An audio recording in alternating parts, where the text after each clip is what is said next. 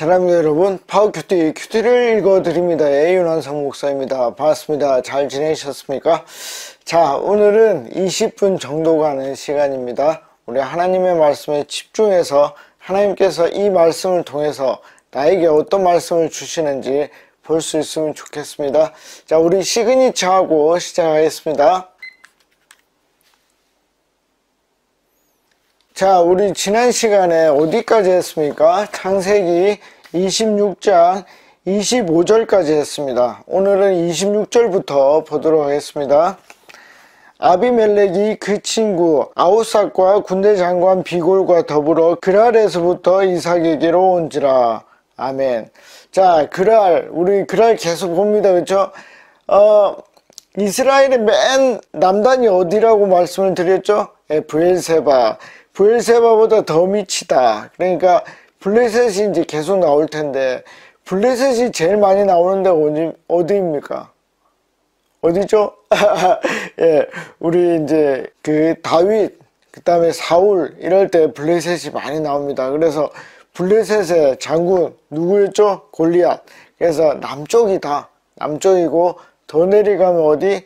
이집트다. 이런 것을 자꾸 들으면서 우리가 이제 평신도니까 이걸 직접 찾아보면 좋겠지만 혹시 못 찾아볼 수도 있습니다. 그러니까 계속 이렇게 들으면서 이게 남쪽이구나 이렇게 아시면 되겠습니다.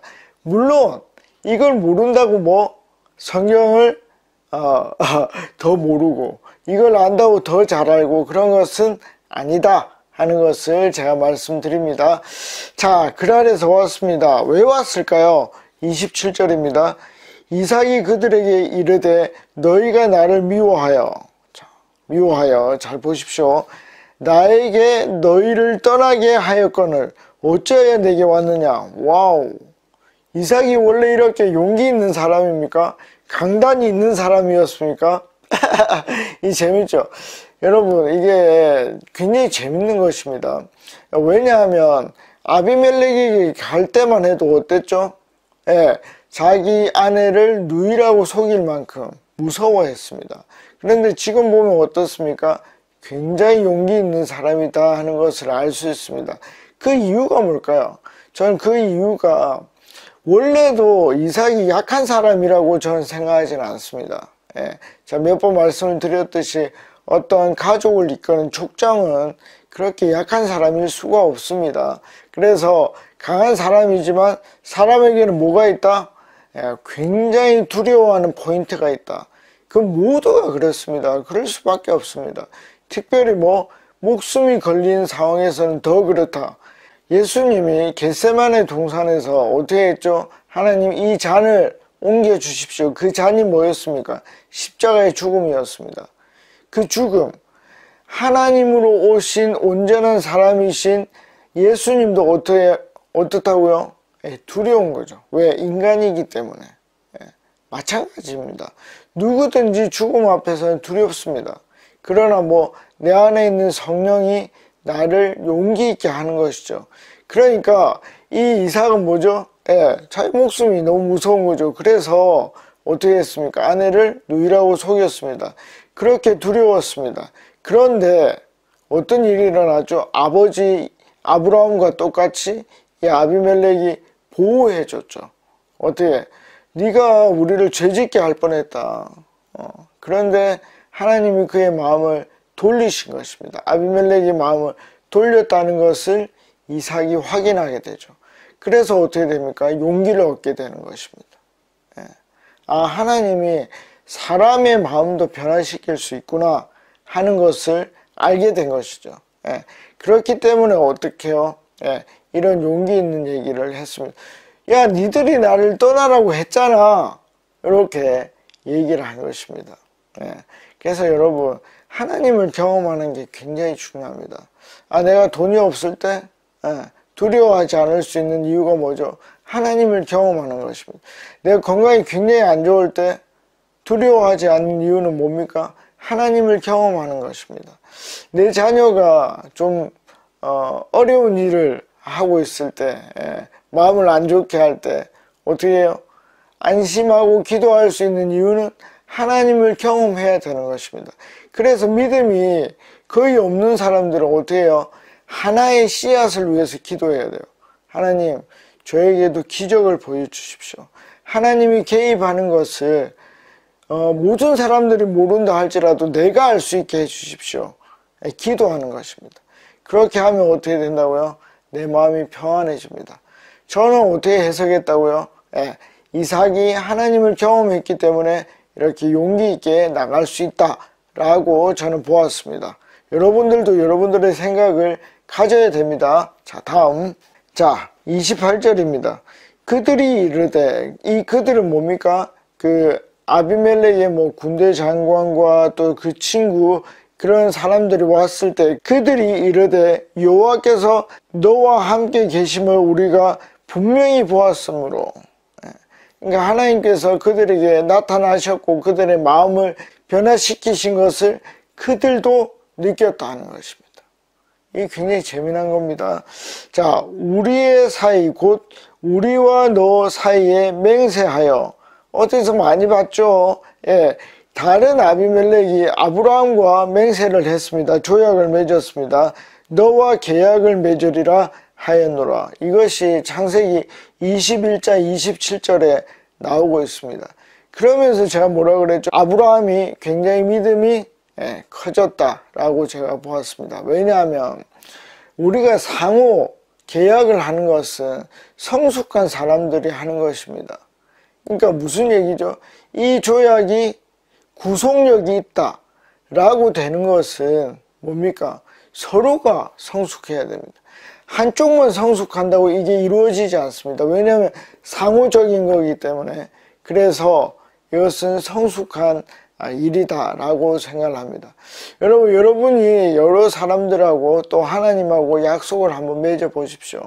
그것이 내가 성숙하지 않으면 이행이 잘 되지 않는다는 것을 알 수 있을 것입니다. 자, 계약을 맺는데요. 29절, 너는 우리를 해하지 말라. 왜요? 이삭이 굉장히 커졌다는 것을, 굉장한 세력이 됐다는 것을 누가 알았죠? 아비멜렉이 알았습니다. 그래서 우리를 해하지 말라 라고 얘기를 했습니다.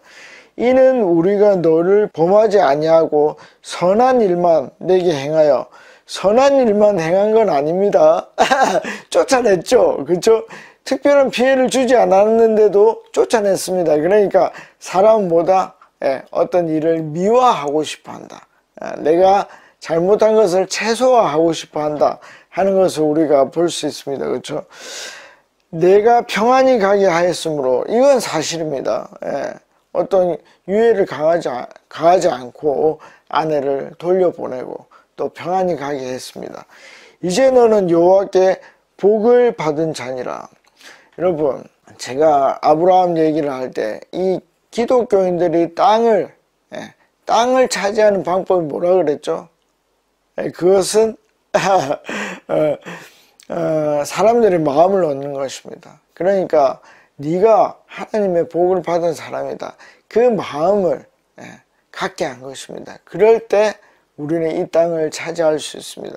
여러분, 그럼 우리의 삶을 통해서 하나님이 복 주시는 것이 보여져야 되는 것입니다. 자, 그러면 여기에서 중요한 것은 뭡니까? 진짜 복을 받아야 되는 거죠. 내가 진짜 복을 못 받을 수도 있습니다. 그러면 어떻게 우리가 좋은 척 하겠습니까? 그것은 척입니다. 근데 실제로 받았을 때는 어떻게 해요? 그 복을 흘러가는 것을 보여줄 필요가 있는 것입니다. 그렇게 하면 이 아비멜렉이 이삭을 평가하듯이 우리에게도 이 세상 사람들이 우리를 평가할 것입니다. 자, 그걸 잘 보시면 좋겠습니다. 자, 30절, 이삭이 그들을 위하여 잔치를 베풀매 그들이 먹고 마시고. 여러분, 이게 굉장히 중요합니다. 특별히 21세기 지금 상황에서 여러분 잔치를 많이 베푸십시오. 왜? 아무도 하지 않으니까. 여러분, 잔치를 베풀면 어떻습니까? 귀찮습니다. 여러분 누가 우리 집에 온다든지 우리가 어떤 식당에서 우리가 대접을 하면 1차적으로 돈이 들죠. 남을 위해서 돈을 쓰는 것입니다. 그리고 시간을 써야 되죠. 그리고 집을 개방한다는 것은 여러 가지 청소도 해야 되고 귀찮습니다. 그러나 뭐죠? 예. 기독교인이 이 세상에 복음을 전하고 하나님의 복이 흘러가는 것을 보여줄 수 있는 유일한 방법은 뭡니까? 예, 잔치를 베푸는 것입니다. 잔치를 베풀어 보십시오. 오늘 누구에게 커피를 산다든지 차를 산다든지 샌드위치를 산다든지, 예, 혹시 마음이 있으시면 한 끼 굶으시고 금식하시고 기도하시면서, 예, 일주일에 한 번 정도 남에게 그 돈을 모았다가 같이 맛있는 걸 먹어보십시오. 하나님의 복이 그에게 흘러가는 것을 여러분들이 느끼실 것입니다. 굉장히 재밌습니다. 그러면서 이 땅을 정복해가고 차지해 가는 것입니다. 예. 더 좀 어렵게 얘기하면 그들과 공유해 나가는 것입니다. 예. 그럼 그들이 행복합니다. 왜냐하면 우리는 복의 근원이기 때문입니다. 예. 우리가 땅을 차지해야 돼요. 왜? 우리는 욕심내지 않기 때문에. 예. 무슨 얘기인지 아시겠죠? 제가 어렵다 말했습니다. 이 말을 계속해서 여러분들이 한번 곱씹어 보십시오. 왜 우리가 복을 받아야 되는지. 그리고 그들도 다시 복의 근원이 되어야 되는 거죠. 예. 재미있습니다. 자, 31절. 아침에 일찍 일어나. 예. 이 아빠를 닮았나 봐요. 아니면 이삭이 나이가 많았든지. 아침에 일찍 일어나 서로 맹세한 후에 이삭이 그들을 보내며 그들이 평안히 갔더라. 예. 크리스찬들은 평안을 유지하는 사람들입니다. 그렇죠? 자, 32절. 그날에, 돌려보낸 그날에 이삭의 종들이 자기들이 판 우물에 대하여 이삭에게 와서 알리어 이르되 우리가 물을 얻었나이다 하매. 와우. 물을 또 얻은 것입니다. 물을 또 얻었습니다. 제가 계속해서 성공한다 했죠. 이거 하나님의 절대적인 축복이 없이는 할 수가 없는 것입니다. 33절. 그가 그 이름을 세바라 한지라. 이름을 지었죠. 이게 6번째입니다. 6번째. 그러므로 그 성읍 이름을 오늘날까지 부엘세바더라. 이렇게 얘기를 했습니다. 그러니까 부엘세바도 여러분들이 네이버에서 뜻을 찾아보시면 알겠죠. 그러니까 좋은 의미겠죠.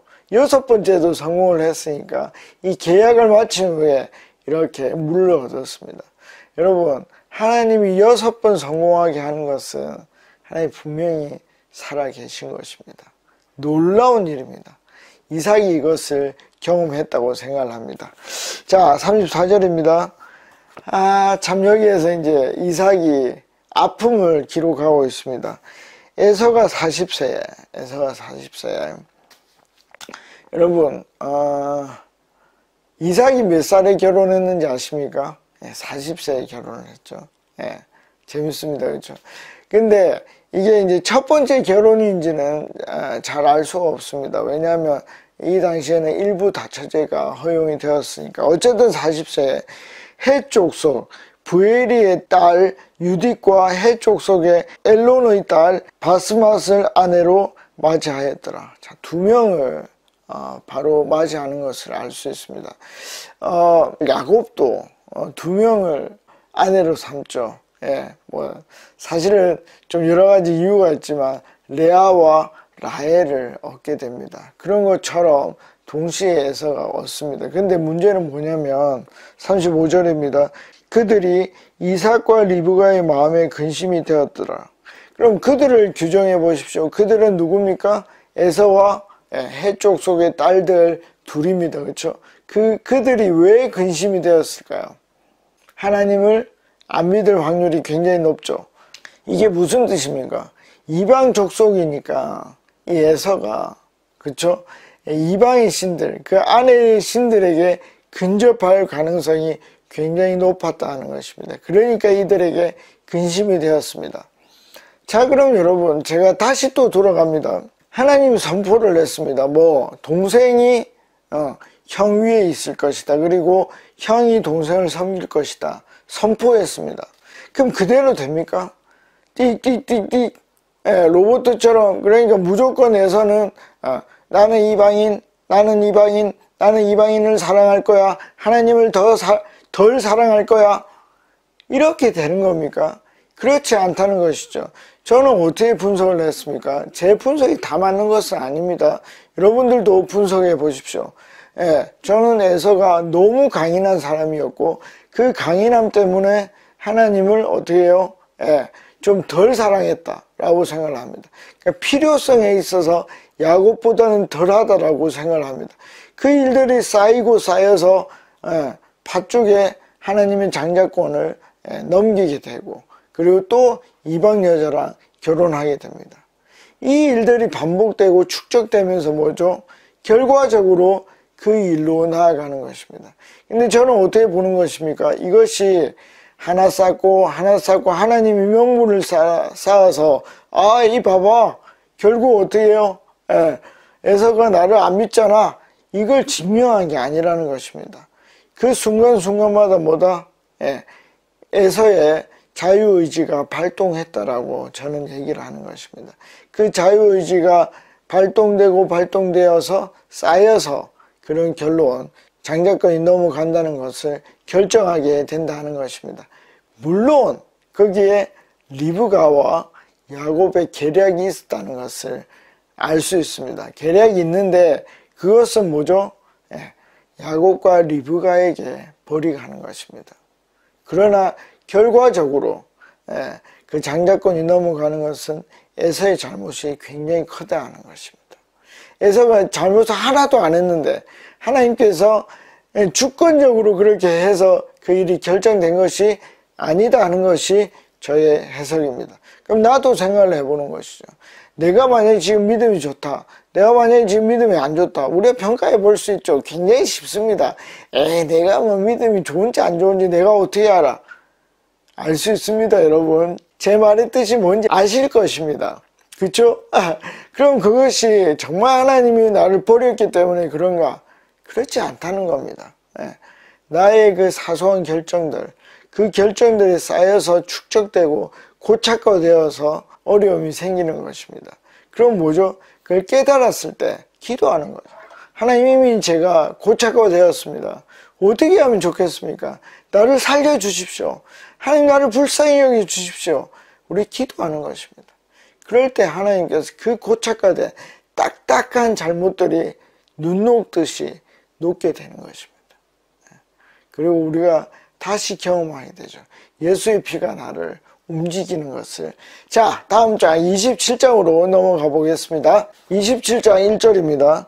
이삭이 나이가 많아, 이제 나이가 많고 이제 장자권을 축복을 해야 되겠죠. 눈이 어두워 잘 보지 못하더니, 자, 이제 눈이 어두웠습니다. 그것은 이제 이삭이 위험을 느끼는 것입니다. 내가 곧 죽을 수도 있겠구나. 그래서 눈이 안 보이는 그 이유로 맏아들 에서를 불러 이르되, 여러분 이게 저는 이삭도 잘못이 크다고 생각을 합니다. 왜냐하면 여러분 이런 일을 공식적으로 해야 됩니다. 나중에 야곱이 12아들을 축복합니다. 그게 이제 창세기 굉장히 뒤쪽에 나오게 됩니다. 그러면 그때 야곱이 어떻게 했죠? 굉장히 잘한 것이 공식적으로 합니다. 12명을 다 불러놓고 얘기를 합니다. 여러분 마음에 드는 요셉만 부른 게 아닙니다. 야곱이 잘못을 반복하지 않습니다. 그런데 어떻게 해요? 이삭은 홀로 불렀습니다. 조용히 불렀습니다. 왜? 축복하기 위해서.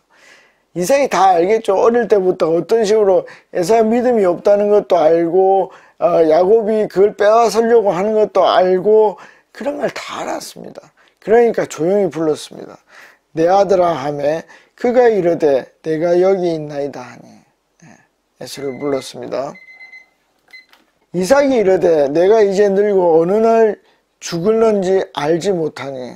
3절입니다. 그런즉 내 기구 곧 화살통과 활을 가지고 들에 가서 나를 위하여 사냥하여, 이 나를 위하여도 좀 마음에 안 듭니다.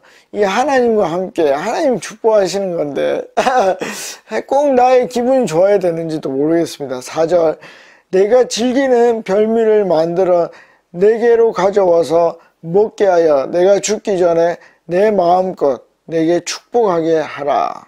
아멘. 자, 오늘 여기까지 하는데 과연 이 과정이 좋은지 다음 시간에 한 번 더 살펴보도록 하겠습니다. 자, 여러분, 성경을 읽는 것은 깊이 읽을 때 그 진수를 느낄 수 있습니다. 그래서 이번 주도 한번 깊이 한번 빠져보시고 이 창세기에 이삭과 에서와 야곱의 이야기가 나에게는 어떤 의미가 있는지 깊이 한번 정독해 보시면 좋겠습니다. 다음에 뵙겠습니다. 안녕히 계십시오. 파워.